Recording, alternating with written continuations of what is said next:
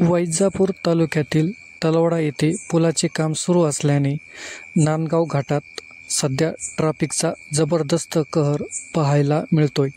4 ते 5 किलोमीटरपर्यंत वाहनांच्या लांबच लांब रांगा, मोठमोठाले खड्डे आणि अरुंद रस्ता यामुळे वाहन चालक आणि प्रवाशांचे हाल होत आहेत.